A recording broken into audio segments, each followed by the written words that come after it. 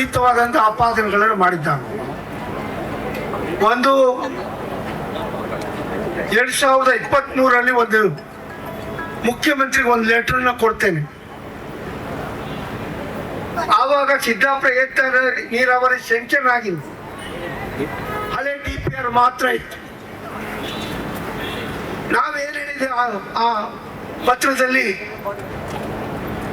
ಹೊರಾಯಿ ಏತ ನೀರಾವರಿಯನ್ನ ಕಾರ್ಯಗತಗೊಳಿಸಬೇಕು. ಕಾರ್ಯಗತಗೊಳಿಸುವ ಮುಂಚೆ ತಾವು ನಮ್ಮ ಹೊರಾಯಿ ನೀರನ್ನ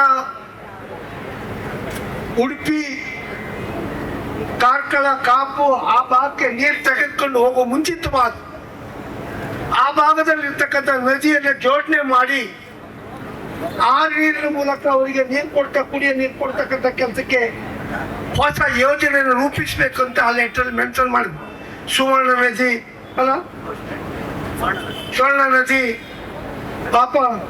ಪಾಪ ವಾಸಿನಿ ಯಾವುದೋ ಒಂದು ನದಿ, ಸೀತಾ ನದಿ, ಬೇರೆ ಬೇರೆ ನದಿ, ಸುಮಾರು 6-7 ನದಿ ಇದೆ. ಲೆಟ್ರು ನನ್ನ ಹತ್ರ ಇದೆ. ಕೊನೆಗೆ ಒಂದು ಲೆಟ್ರ್ ಬರ್ತಿದ್ದೇನೆ. ಅದರಲ್ಲಿ ಕಾರ್ಯಗತಗೊಳಿಸೋ ಮುಂಚೆ ಡ್ಯಾಮಿನ ಕೆಳಗಡೆ ಹೊಳೆ ಶಂಕರನಾಳ, ಅದರ ಕೆಳಗಡೆ 500 ಮೀಟರ್ಗಿಂತ ಆಚೆಗೆ ಪಂಪೆನನ್ನು ಅಲ್ಲಿ ನಿರ್ಮಾಣ ಮಾಡಿ ತಾವು ಸಿದ್ದಾಪುರ ಏತ ನೀರಾವರಿಗೆ ನೀರನ್ನು ಕೊಡ್ಬೇಕನ್ನುವ ಆಗ್ರಹವನ್ನು ನಾನು ಮಾಡಿದ್ದೇನೆ. ಅದಾದ್ಮೇಲೆ 2025 ಒಂದು ಲೆಟರ್ ಕೊಡ್ತೇನೆ. ಯಾರು ಭಾಷಣ ಮಾಡಿದಾಗ ಗೋಪಾಲ್ ಪೂಜಾರಿ ಲೆಟರ್ ಕೊಟ್ಟಿರು. ನನಗೆ ಹೊಕ್ಕಿದೆ, ನಮ್ಮ ಸರ್ಕಾರ ಇದೆ, 4 ಬಾರಿ ಶಾಸಕನಾಗಿದ್ದೇನೆ. ಈ ರೈತ ನನ್ನ ಹತ್ರ ಮನವಿ ಕೊಟ್ಟಾಗ ಅದನ್ನು ಮುಖ್ಯಮಂತ್ರಿಗೆ ಕೊಡ್ತಕ್ಕಂಥ ಕೆಲಸ ರೈತರ ಪರವಾಗಿ ಕೊಟ್ಟಿದ್ದೇನೆ ಬಿಟ್ಟರೆ ಗೋಪಾಲ್ ಪೂಜಾರಿ ಸ್ವಾರ್ಥಕ್ಕೆ ಕೊಡಲಿಲ್ಲ, ರಾಜಕಾರಣಕ್ಕೆ ಕೊಡಲಿಲ್ಲ. ನಮ್ಮ ರೈತರಿಗೆ ಅನ್ಯಾಯ ಆಗಬಾರ್ದ ದೃಷ್ಟಿಕೋನದಲ್ಲಿ, ನನ್ನ ಕ್ಷೇತ್ರಕ್ಕೆ ಅನ್ಯಾಯ ಆಗಬಾರ್ದ ದೃಷ್ಟಿಕೋನದಲ್ಲಿ ಲೆಟರ್ನ ಕೊಟ್ಟಿದ್ದೇನೆ. ಇವತ್ತು ನಮ್ಮ ರಾಜಗೋಪಾಲ್ ಹೆಗ್ಡೆ ಹೇಳಿ ತಾವು ಆ ಲೆಟರ್ ವಾಪಸ್ ಕೊಡ್ತೀರಾ, ರೈತರ ಪರ ಉಪ್ಪು ನೀರು ಬರ್ತದೆ ಅಂತ. ಯಾವ ಲೆಟ್ರು ಮುಖ್ಯಮಂತ್ರಿ ಕೊಟ್ಟಿದ್ದೇನೆ ಅದನ್ನು ಸ್ಟಡಿ ಮಾಡಿ ಅದಕ್ಕೆ ಸಂಬಂಧಪಟ್ಟವರು ಚರ್ಚೆ ಮಾಡಿ ಆ ಲೆಟರ್ ಕೊಟ್ಟಿದೆ, ವಾಪಸ್ ಕೊಡೋ ಪ್ರಶ್ನೆನೇ ಇಲ್ಲ. ಸಿದ್ದಾಪುರ ಏತ ನೀರಾವರಿ ಏನು ಆಗ್ಬೇಕಾಗಿದೆ, ನನ್ನ ಆಗ್ರಹ ಅಷ್ಟೇ. ಸಿದ್ದಾಪುರಕ್ಕೆ ಇಂದ ಹಾಜರಿಗೆ ಹೋಗುವಂತ ಭಾಗದಲ್ಲಿ ಬಲಭಾಗದವರಿಗೆ ನೀರಿಲ್ಲ, ಹೊಸ ಅಂಗಡಿಯವರಿಗೆ ನೀರಿಲ್ಲ. 8% ಕೆರೆ ಮಾತ್ರ ನೀರು. ಸಿದ್ದಾಪುರದಲ್ಲಿ ಇದೆ ಏತ ನೀರಾವರಿ, ಈ ಭಾಗದ ಜನರಿಗೆ ಅನ್ಯಾಯ ಆಗ್ತದೆ. ಅದಕ್ಕೋಸ್ಕರ ನಾವು ಆ ಕೆಳಭಾಗದಲ್ಲಿ ಮಾಡಿ ಎಲ್ಲ ರೈತರಿಗೆ ಹಳೆ DPR ಅಲ್ಲಿ ಏನಿದೆ ಅವ್ರೆಲ್ಲರಿಗೂ ನೀರು ಕೊಡುವಂತ ಕೆಲಸ ಮಾಡಿ ಅಂತ ನಮ್ಮ ಆಗ್ರಹ ಪಡಿಸಿದೆ ಬಿಟ್ಟರೆ ಯಾವುದೇ ಸ್ವಾರ್ಥಕ್ಕೋಸ್ಕರ ಯಾರಿಗೆ ಎದುರ್ಕೊಂಡು ನಾನು ಬಗ್ಗುವಲ್ಲ. ನಾವು ನಮ್ಮ ಕಾರ್ಯಕರ್ತ ರೈತರಿಗೆ ಸಹಾಯ ರಕ್ಷಣೆಗೋಸ್ಕರ ಈ ಲೆಟರ್ ಕೊಟ್ಟಿದ್ದೆ ಅನ್ನೋ ಮಾತನ್ನ ನಿಮ್ಮ ಮೂಲಕ ಹೇಳಲಿಕ್ಕೆ ಇಚ್ಛಪಡ್ತೇನೆ. ಮಾನ್ಯ ಗಂಟಿಗಳವರಿಗೆ ಒಂದು ಸವಾಲನ್ನು ಹಾಕ್ತೀನಿ. ನೀವು ಮನೆ ಮನೆಗೆ ಹೋಗಿ ಗೋಪಾಲ್ ಪೂಜಾರಿ ಸಿದ್ದಾಪುರ ಏತ ನೀರಾವರಿ ಬಂದ್ ಮಾಡಿದ್ದಾರೆ, ಪ್ರತಿ ಮನೆಯವರಿಗೆ ಹೋಗಿ ಲೆಟರ್ ಕೊಟ್ಟಿ. ನಾನು ನಿಮ್ಗೆ ಕೇಳ್ತು, ಒಂದ್ ವೇಳೆ ನಾನು ಸಿದ್ದಾಪುರ ಏತ ನೀರಾವರಿಗೆ ರದ್ದು ಮಾಡಿ ಅದನ್ನು ಮಾಡಬಾರ್ದಂತ ಲೆಟರ್ ಕೊಟ್ಟಿದ್ದೆ ಹೌದಾದ್ರೆ ಪ್ರೂವ್ ಮಾಡಿದ್ರೆ ನಾನು ರಾಜಕೀಯ ಸನ್ಯಾಸವನ್ನು ಸ್ವೀಕರಿಸ್ತೇನೆ. ಅದಲ್ಲದೆ ಇದ್ರೆ ನೀವು ಜನರ ರೈತರಿಗೆ ಹೇಳ್ಬೇಕಾಗತ್ತೆ, ನಾನು ಹೇಳಿದ ತಪ್ಪಾಗಿದೆ ಅಂತ ಕ್ಷಮೆ ಕೇಳಬೇಕು. ಇಲ್ದಿರ ನೀವು ರಾಜಕೀಯ ಸನ್ಯಾಸವನ್ನು ಸ್ವೀಕರಿಸ್ಬೇಕಂತ ಒತ್ತಾಯಗಳು ಈ ಸಂದರ್ಭ ಮಾಡಲಿಕ್ಕೆ ಇಚ್ಛೆ ಪಡ್ತೇನೆ. ಇನ್ನು ಆ ಸಭೆಯಲ್ಲಿ ಹೇಳಿ ರಾಘಣ್ಣ ರಾಶಿ ನೀರಾವರಿ ಯೋಜನೆಯನ್ನು ತರ್ತಾರೆ. ಪತ್ರಕರ್ತರೆ, 4 ಬಾರಿ ಶಾಸಕರಾಗಿದ್ದೇನೆ. ರಾಶಿ ನೀರಾವರಿ ಯೋಜನೆ ತರ್ತಾರೆ. ಅವ್ರಿಗೆ ಒಂದು ಪ್ರಶ್ನೆ ಕೇಳ್ತೆ ಗಂಟಿಹೊಳೆಯವರಿಗೆ, ನೀವು ಆವಾಗ ರಾಜಕೀಯ ಇಲ್ಲಿಲ್ಲ, ನೀವು RSS ಆಗಿದ್ರಿ.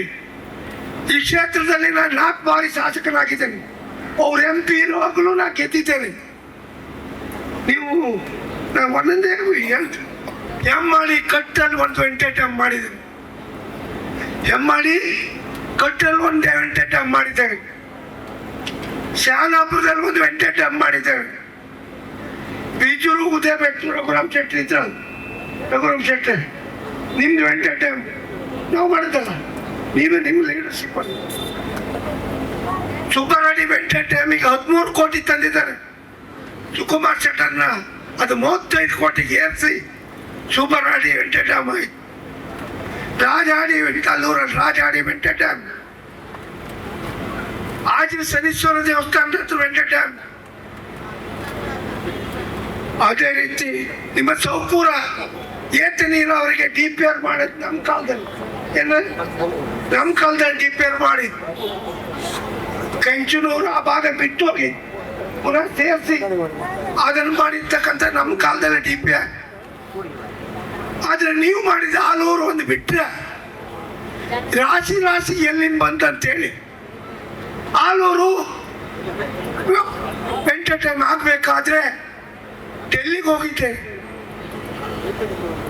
KC ರಾಜೇಶ್ವರಿಗೆ ಗೊತ್ತಲ್ಲ, ನೆನ್ಪೋಯ್ತ. ಕರ್ನಾಟಕ ಭವನದಲ್ಲಿ ರಾಘವೇಂದ್ರ MP ಅವ್ರ ಭೂಮಿ ಆಲೂರು ಗುಂಡೂರು ವೆಂಟೇಟಮ್ ಆಗ್ಬೇಕಂತ ನಿಮ್ಮ ತಂದೆ ಮುಖ್ಯಮಂತ್ರಿ ಇದ್ದಾರೆ. ಬಹಳಷ್ಟು ದಿನದ ಎಸ್ಟಿಮೇಟ್ ಆಗಿದೆ. ಅದನ್ನು ತಾವು ಮಾಡಬೇಕನ್ನು ಮನವಿ ಕೊಡ್ಲಿಕ್ಕೆ ಹೋದಾಗ ಇದೇ ಜನ ಎಲ್ಲ ಪ್ರಚಾರ ಕೊಟ್ಟು ಗೋಪಾಲ್ ಪೂಜಾರಿ BJPಗೆ ಹೋಗ್ತಾರಂತ ಪತ್ರಿಕೆ ಬಂದೌದಲ್ಲ. ನಾನು BJPಗೆ ಹೋಗೋದಿಲ್ಲ, ನಮ್ಮ ರೈತರ ಪರವಾಗಿ ಆ ವೆಂಟೇಟಮ್ ಆಗ್ಬೇಕನ್ನೋ ದೃಷ್ಟಿಕೋನದಲ್ಲಿ ದೆಹಲಿಗೆ ಹೋಗಿ ಕೊಟ್ಟಿದ್ದೇನೆ ಬಿಟ್ಟರೆ ಮತ್ತೆ ಯಾವ ಕಾರಣಕ್ಕೂ ರಾಘವೇಂದ್ರ ಪರವಾಗಿ ಅಲ್ಲಿ ಹೋಗಿ ಲಾಬಿ ಮಾಡಲಿಲ್ಲ. ಮತ್ತೆ ಮಾತಾಡೋಕೆ ಶಾಸಕರು ಹೇಳು ಗಂಟೆ ಹೊಡೆದು ಕಾಲ್ ಜಪ್ಪಿ ಹಾಕ್ತೇನೆ. ಕಾಲ್ ಜಪ್ಪಿ ಹಾಕತ್ತೆ ಯಾರದ್ದು? ಆ ಡ್ಯಾಮಿನ ಕೆಳಗಡೆ ಇರುವ ರೈತರದ, ಅಥವಾ ರೈತರು ಬಂದು ಗೋಪಾಲ್ ಪೂಜಾರಿಗೆ ಅರ್ಜಿ ಕೊಟ್ಟಲ್ಲ, ಮುಖ್ಯಮಂತ್ರಿಗೆ ಲೆಟರ್ ಕೊಡ್ಲಿಕ್ಕೆ ಹೋದ್ನಲ್ಲ, ಅವ್ರ ಕಾಲ್ ಜಪ್ತಿ ಆಗ್ತೀರಾ? ಅಥವಾ 4 ಬಾರಿ ಶಾಸಕರಾದ ಗೋಪಾಲ್ ಪೂಜಾರಿ ಕಾಲ್ ಜಪ್ತಿ ಆಗ್ತಂತ ತಾವು ಹೇಳ್ಬೇಕಾಗುತ್ತೆ. ಕಾಲ್ ಜಪ್ತಿ ಹಾಕಕ್ಕೆ ನೀವೇನು ರೌಡಿ ಆದ್ರೂ ಒಪ್ಕೊಳ್ತೇನೆ ಅಂತ ಹೆದರ್ಕೊಳ್ತೇನೆ. ರೌಡಿ ಅಲ್ಲದೆ ಯಾರು ರೈತರ ಕಾಲ್ ಜಪ್ಪಿ ಹಾಕ್ಲಿಕ್ಕೆ ಬಂದ್ರೆ ನಿಮ್ಮನ್ನ ಜೈಲಿಗೆ ಕಳಿಸುವ ಕೆಲಸ ಈ ಗೋಪಾಲ್ ಪೂಜಾರಿ ಮಾಡ್ತಾರೆ. ಎಚ್ಚರಿಕೆ.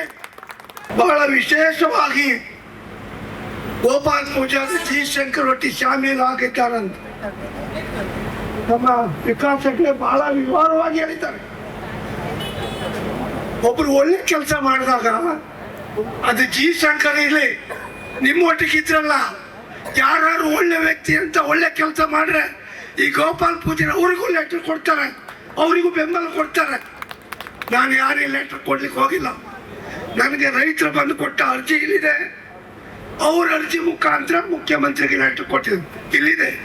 2ನೇ ಸರಿ ಕೊಡ್ಲಿಕ್ಕೂ ನಿಮ್ಮ ಹೆಗ್ಡೆ ಬಂದು ಉಪಮುಖ್ಯಮಂತ್ರಿ ಹತ್ರ ಕರ್ಕೊಂಡು ಹೋದೆ. ನನ್ನ ಹಾರ್ಟ್ ಆಪರೇಷನ್ ಆದ್ರೂ ಸಹ ಅವ್ರು ಊಟ ಮಾಡ್ತಾ ಇದ್ರು ಉಪಮುಖ್ಯಮಂತ್ರಿಗಳು. ಅವ್ರ ಹತ್ರ ಕರ್ಕೊಂಡು ಹೋಗಿ ಮಾತಾಡಿ, ಇವರೊಟ್ಟಿಗೆ ಅವ್ರು ಮಾತಾಡಿ ಅವ್ರಿಗೆ ನ್ಯಾಯ ಕೊಡ್ತೇನೆ, ಅಲ್ಲಿ ಕಮಿಟಿ ಮಾಡಿ ಕೊಡ್ಲಿಕ್ಕೆ ಮಾಡ್ತೇನೆ ಅನ್ನೋ ಮಾತಾಡೋ ಭರವಸೆ ಕೊಟ್ಟ ರೀತಿಯಲ್ಲಿ ಅವ್ರು ಕಮಿಟಿ ಮಾಡಿದ್ದಾರೆ. ಆದರೂ ಸಹ ನನ್ನ ಒತ್ತಾಯ ಇದೆ. ನಾನೇನ ತಜ್ಞರಿಂದ ತನಿಖೆ ಆಗ್ಬೇಕೇನು ಒತ್ತಾಯ ಮಾಡಿದ್ದೇವೆ. ಸುರತ್ಕಲ್ ಇಂಜಿನಿಯರ್ ವಿಭಾಗ ಅಲ್ಲಿ NITಯಿಂದ 2 ಅನುಭವಿ ತಜ್ಞರಿಂದ ಆ ಕಮಿಟಿಗಳಿಗೆ ಹಾಕಿದ್ರೆ ರೈತರಿಗೆ ಏನು ನೋವಿದೆ ಅದು ಅನುಷ್ಠಾನ ಆಗೋದಕ್ಕೆ ಯಾವುದೇ ಅನುಮಾನ ಇಲ್ಲ. ಅದನ್ನು ಮಾಡಬೇಕು ಒತ್ತಾಯವನ್ನು ಈ ಸಂದರ್ಭದಲ್ಲಿ ಒತ್ತಾಯ ಮಾಡ್ತಾ ಇದ್ದಾರೆ. ಆ ಕೆಲಸವನ್ನು ಮಾಡಬೇಕಂತ ಹೇಳಿ ಮಾಡಿದ್ದಾರೆ. ತಾಲೂಕ್ ಪಂಚಾಯತ್ ಚುನಾವಣೆ, ಜಿಲ್ಲಾ ಪಂಚಾಯತ್ ಚುನಾವಣೆ, ಗಂಟೆಯೊಳ ಒಂದು ಕುತಂತ್ರ ಕಾಂಗ್ರೆಸ್ ಪಕ್ಷವನ್ನು ಮುಗಿಸ್ಬೇಕನ್ನೋ ರೀತಿಯಲ್ಲಿ ನಮ್ಮ ಪಾರ್ಟಿಯ ಕೆಲ ಅವರು ಗಂಟೆ ಒಳೆ ಅವರಿಗೂ ಬಾಬಾ ಇವರಿಗೂ ಬಾಬಾ. ಯಾರಿಗೆ? ಕಾಂಗ್ರೆಸ್ಗೂ ಬಾಬಾ, BJPಗೂ ಬಾಬಾ ಅಂತ ಕೆಲವ್ರನ್ನ ಕರ್ಕೊಂಡು ಹೋಗಿ ಅವರ ತೇಜೋವಧೆ ಮಾಡ್ತಕ್ಕಂಥ ಹುನ್ನಾರ ಮಾಡಿರ್ತಕ್ಕಂಥ ಕಾಂಗ್ರೆಸ್ಸನ್ನ ಕಾಂಗ್ರೆಸ್ ಕಾರ್ಯಕರ್ತರನ್ನ ಮುಗಿಸುವಂತ ಏನು ಹುನ್ನಾರ ಮಾಡಿದ್ರೆ ಯಾವತ್ತೂ ಬಿಡುವುದಿಲ್ಲ. ಕಾಂಗ್ರೆಸ್ ಕಾರ್ಯಕರ್ತರ ಪರವಾಗಿ ನನ್ನ ಜೀವಿತ ಅಂದ್ರೆ ನಿಮ್ಮ ರಕ್ಷಣೆಗೆ ನಾನು ನಿಲ್ತೇನೆ. ಮುಖ್ಯಮಂತ್ರಿ ಮತ್ತು ಉಪಮುಖ್ಯಮಂತ್ರಿ ಮೂಲಕ ನಿಮಗೆ ನ್ಯಾಯ ಕೊಡಿಸುವಂತ ಹೋರಾಟ ಮಾಡ್ತೇನೆ ಅನ್ನೋ ಮಾತನ್ನು ಹೇಳಿ, ಬಹಳ ವಿಶೇಷವಾಗಿ ಪತ್ರಕರ್ತರು, ನಮ್ಮ ಜಿಲ್ಲೆ ನಮ್ಮ ತಾಲೂಕಿನ ಪತ್ರಕರ್ತರು ವಸ್ತುಸ್ಥಿತಿಯನ್ನ ತಾವು ಬಿಂಬಿಸಿದ್ರಿ. ಮುಖ್ಯಮಂತ್ರಿ ಮತ್ತು ಮುಖ್ಯಮಂತ್ರಿಗಳು ನಿಮ್ಮ ವಸ್ತುಸ್ಥಿತಿಯನ್ನು ನೀವು ಸರ್ಕಾರಕ್ಕೆ ಮಂದಟ್ಟು ಮಾಡ್ತಕ್ಕಂಥ ಕೆಲಸವನ್ನು ಮಾಡೋದ್ರಿಂದ ಈ ಕಮಿಟಿ ಇವತ್ತು ಅನುಷ್ಠಾನ ಆಗಿದೆ. ನಿಮಗೆ ರೈತರಿಗೆ ನ್ಯಾಯ ಸಿಗಬೇಕು ರೀತಿಯಲ್ಲಿ ನೀವು ವಸ್ತುಸ್ಥಿತಿಯನ್ನು ಬಿಂಬಿಸೋದಕ್ಕೆ ನಾನು ವಿಶೇಷವಾಗಿ ಸಮಿತಿ ಪರವಾಗಿ ತಮಗೆ ಅಭಿನಂದನೆ ಸಲ್ಲಿಸಿ ನನ್ನ ಮಾತನ್ನು ಮುಗಿಸ್ತೇನೆ. ಒಂದು ವರ್ಷದ ಹಿಂದೆ ಬಲದಂಡಿ ಯೋಜನೆ ಎಸ್ಟಿಮೇಟ್ ಮಾಡಿಸಿದ್ದೆ. ಫಿಶರೀಸ್ ಪ್ರಸನ್ನ ಫಿಶರೀಸ್ ಅಲ್ಲಿದ್ದಾರೆ, ಅವ್ರ ಬದಲು ಹೊರೆಯಲ್ಲಿದ್ದಾರೆ. ಅವ್ರ ಹತ್ರ ರಿಕ್ವೆಸ್ಟ್ ಮಾಡಿ ಬಲದಂಡಿ ಯೋಜನೆಯನ್ನ ಎಸ್ಟಿಮೇಟ್ ಮಾಡಿ ಕೊಡ್ಬೇಕಂತ ಹೇಳಿ ಅವ್ರು ನನಗೆ ಕೊಟ್ಟಿದ್ದಾರೆ. ನಾನು ಮುಖ್ಯಮಂತ್ರಿ ಕೊಟ್ಟಿದ್ದೇನೆ. ಈ ವರ್ಷ ಕಾರ್ಯಗತ ಮಾಡುವುದಿಲ್ಲ. ಮುಂದಿನ ಬಜೆಟ್ಟಲ್ಲಿ ಸರ್ಕಾರ ಇನ್ನೂ 2 ವರ್ಷ ಇದೆ. ಮುಂದಿನ ಬಜೆಟ್ಟಲ್ಲಿ ಅದನ್ನು ಸೇರಿಸಿ ಬಲದಂಡೆ ಅನುಮತಿ ಮಾಡ್ತೇನೆ ಅನ್ನೋ ಭರವಸೆ ಉಪಮುಖ್ಯಮಂತ್ರಿಗಳು ಕೊಟ್ಟಿದ್ದಾರೆ. ಮತ್ತೆ ಪುನಃ ಅದನ್ನು ಆ ಕಾಮಗಾರಿ ಮುಂದುವರಿಸಬೇಕನ್ನೋ ಒತ್ತಾಯವನ್ನು ನಾನು ಮುಖ್ಯಮಂತ್ರಿ ಮಾಡ್ತೇನೆ ಮಾತನ್ನು ಹೇಳಿ, ಯಾರು ಎಡಬಗೆ ಹೊಸಂಗಡಿ ಆದ್ರಿ ಸಿದ್ದಾಪುರ ಭಾಗ ಉಳ್ಳೂರು ಭಾಗದ ರೈತರಿಗೆ ನಿಮ್ಮ ನೀರು ಅಲ್ಲಿ ಸಿಗ್ತಾ ಇಲ್ಲ, ಅವರಿಗೆ ನೀರು ಕೊಡಿಸುವಂಥ ಪ್ರಯತ್ನ, ಪುನಃ DPR ಚೇಂಜ್ ಮಾಡಿ ತಮಗೆ ನೀರು ಕೊಡಿಸುವ ಪ್ರಯತ್ನವನ್ನು ಉಪಮುಖ್ಯಮಂತ್ರಿ ಮೂಲಕ ನಾವು ಬೇಡಿಕೆಯನ್ನು ಇಟ್ಟಿದ್ದೇನೆ. ಅದು ಅನುಷ್ಠಾನ ಮಾಡ್ತಕ್ಕಂಥ ಕೆಲಸವನ್ನು ಮಾಡ್ತೇನೆ ಅನ್ನೋ ಮಾತನ್ನು ಹೇಳಿ ನನ್ನ ಮಾತನ್ನು ಮುಗಿಸ್ತೇನೆ.